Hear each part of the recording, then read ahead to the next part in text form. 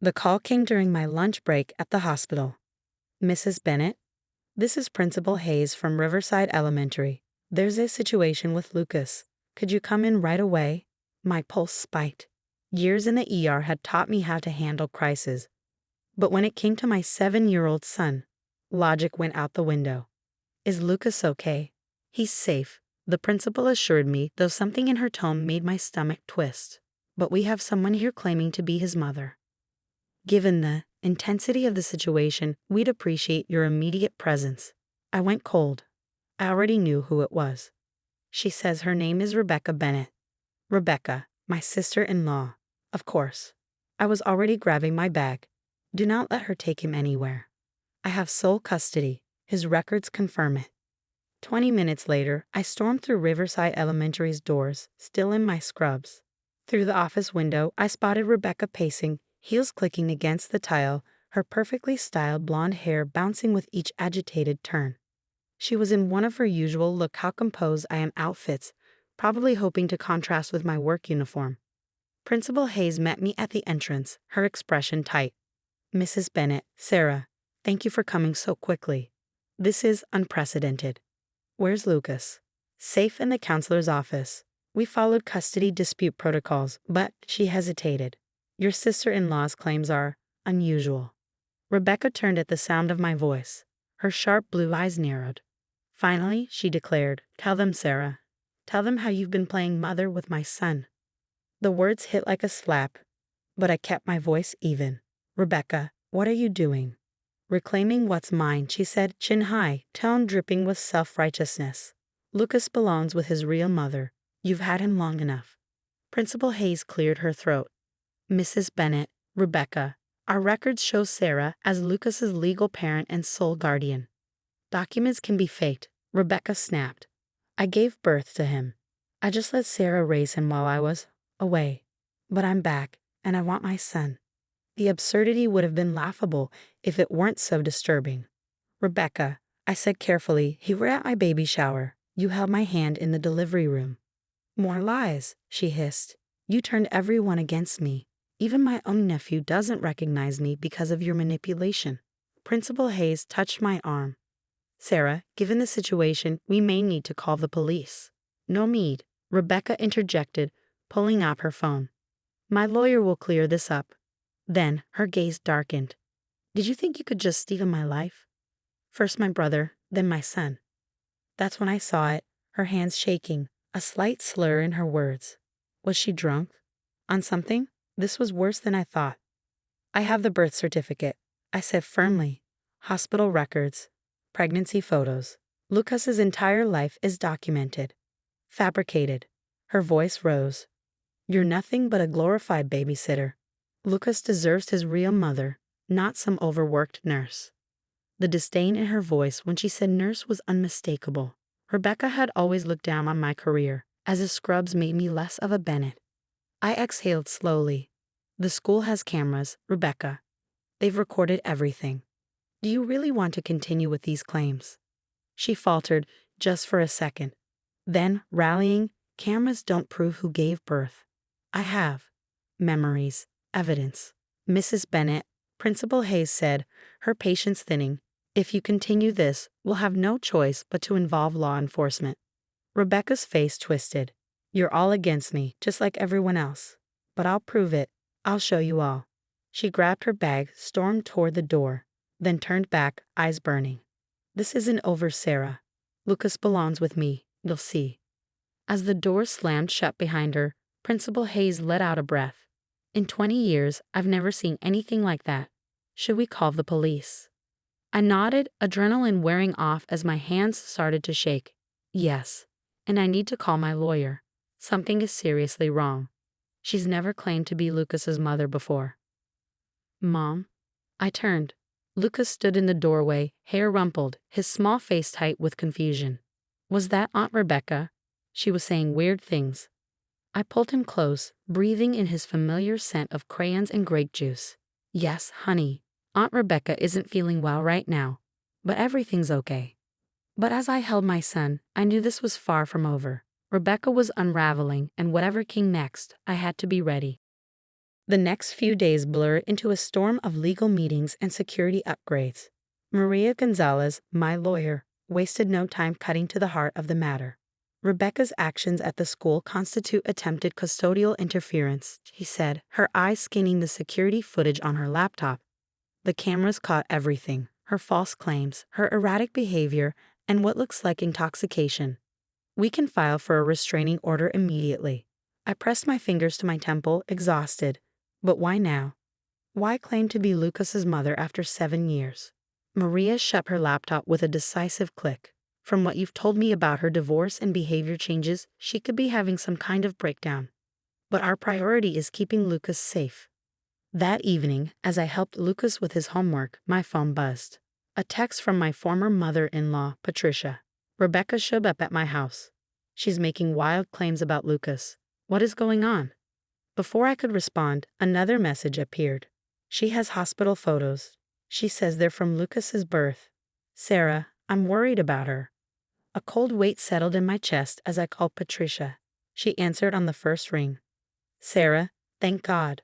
Rebecca's not making sense. She showed me these photos, but they're clearly edited. Patricia, she went to Lucas's school claiming she was his mother. We're involving lawyers now.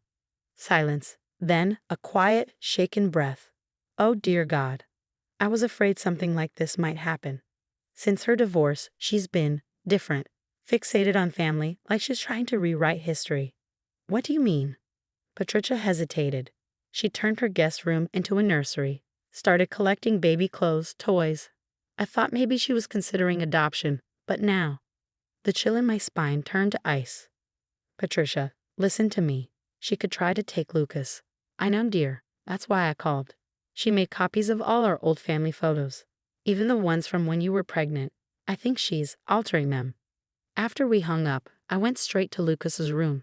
He was curled up on his bed, flipping through the photo album I'd made him, the one filled with memories of his dad. Mom, his voice was small. Why did Aunt Rebecca say she's my real mom? You told me about the day I was born. Dad took so many pictures. I sat beside him, wrapping my arm around his shoulders. Sometimes grown-ups get confused when they're going through something hard. But no matter what Aunt Rebecca says, the truth doesn't change. You grew in my belly, and your dad was so excited to meet you that he took hundreds of pictures. Lucas chewed his lip. Is she gonna try to take me away? My heart twisted. No, sweetheart. Never. I promise.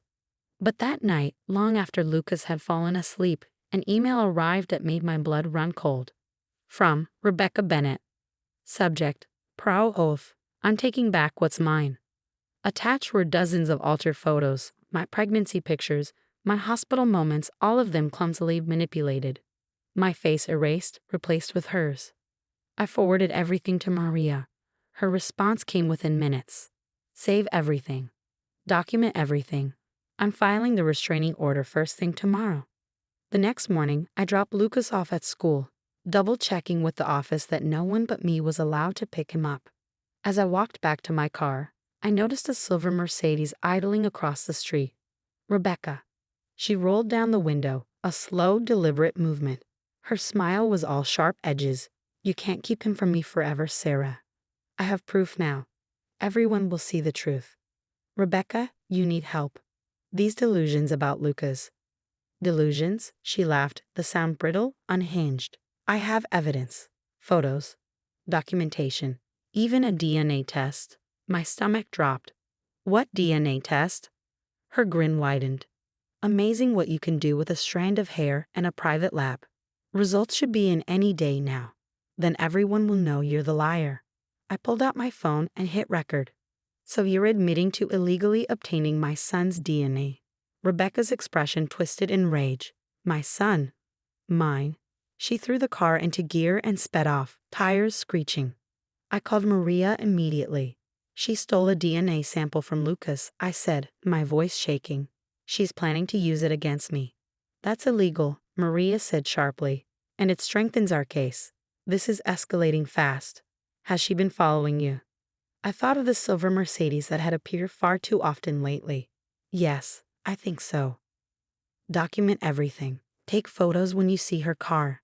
Save every message. We need to shut this down before she does something worse. She was right. because that afternoon the school called again. Rebecca had tried to pick up Lucas. She had stormed into the front office, waving what she claimed were court documents. Thankfully, the staff followed protocol and refused to release him. By the time I arrived, Lucas was in tears. She yelled at Ms. Thompson. He sobbed into my shirt, said she was calling the police. "Mom, I'm scared." I held him tight, swallowing down my own fear. "The school is keeping you safe, honey, and I promise I won't let anything happen to you." As we walked to the car, I noticed a manila envelope tucked under my windshield wiper. Inside were more altered photos, and a note scrawled in Rebecca's sharp, slanted handwriting. "I can prove he's mine. Just wait for the DNA test. Then everyone will know what you did. You stole my life, Sarah. My brother, my son, everything. But I'm taking it back. All of it."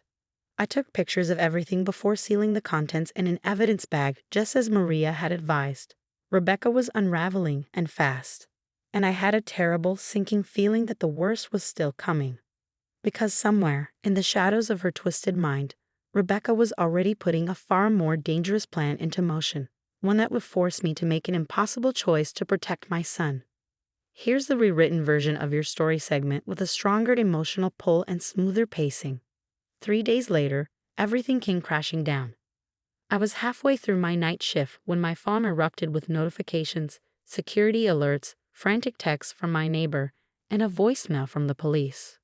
My stomach dropped. Rebecca had broken into my house. The security footage told the story in eerie silence. At 2 a.m., she slipped through a back window, moving cautiously toward Lucas's room. A backpack slung over her shoulder, papers clutched in her hand. But she hadn't accounted for the silent alarms. The moment she stepped inside, the system alerted both me and my neighbor, a retired cop who had been keeping an eye out. She called 911 before Rebecca could take another step. The police arrived just in time. They found her standing beside Lucas's bed, reaching for him. By the time the officers burst in, she was clutching her fake documents, screaming her delusions to the world. "He's my son. I have proof. Look at the DNA test." By the time I made it home, the flashing red and blue lights bathed my house in harsh reality. Inside, Officer Martinez briefed me as I stared at the pile of evidence on my kitchen counter: altered birth certificates, forged custody papers, and a shoddy Photoshop attempt at a DNA test. "She's being held for attempted kidnapping," Martinez said. "And given her condition, a psychiatric evaluation is in motion." Lucas had slept through it all, oblivious to how close danger had come. But the next morning, over breakfast, he frowned at the lingering police presence outside. "Mom," his voice was small, "why were the police here?" I forced a smile, brushing his hair back. "Just making sure we're safe, sweetheart." Maria called soon after. "Rebecca's officially undergoing psychiatric evaluation." Patricia gave a statement detailing her erratic behavior. "With the stalking, break-in, and fake documents, it's clear she's been spiraling for a long time." "Will she go to jail?" "More likely, she'll be committed for treatment. And a restraining order. It's permanent." Later that day, Patricia visited. She looked older, the weight of everything pressing down on her.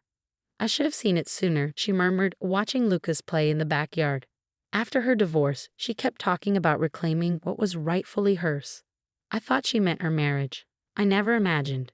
She was always jealous," she continued, "of you, of David, of the life you built. When David died, it was like she couldn't stand that you still had a piece of him." She convinced herself that taking Lucas would fix something inside her. The weeks that followed were a blur of court dates, legal filings, and psychiatric assessments. Rebecca was officially diagnosed with a severe mental break and committed to a facility. The restraining order was upheld. The fake documents and stalking attempts, hard evidence of her unraveling state, ensured she wouldn't be able to come near Lucas again. Months passed. The fear slowly ebbed, replaced by routine and cautious relief. Then, 6 months later, I got a letter from Rebecca's therapist. She wanted to apologize. Maria and I discussed it at length, and in the end, I agreed to a supervised video call. Rebecca looked different, smaller somehow, stripped of the manic energy that once fueled her obsession. Her voice, when she spoke, was quiet. "I'm sorry," she said, eyes downcast. "I know now that what I did was wrong." After my divorce, watching you raise David's son, it consumed me. I convinced myself that taking Lucas would fix everything. But I wasn't well. I swallowed hard. You could have taken him that night. Her face crumpled. I know, and I will never forgive myself for that. It wasn't a perfect ending. There was no neat resolution to undo the past. But as the months stretched into years, Rebecca stayed in treatment and eventually moved out of state, starting fresh somewhere far away. Lucas still asks about her sometimes. I tell him the truth that his Aunt Rebecca got very sick, but is getting the help she needs. The security cameras still record. The alarms still stand ready, but now they're just precautions, not lifelines. Because in the end, love, real love, not obsession, proved stronger than any lie, stronger than fear. Lucas is 10 now, and sometimes when I see him smile, his father's smile, I remind myself of this. We don't protect the ones we love by holding them too tightly. We protect them by standing strong, by choosing truth over fear, and by never letting the past dictate the future.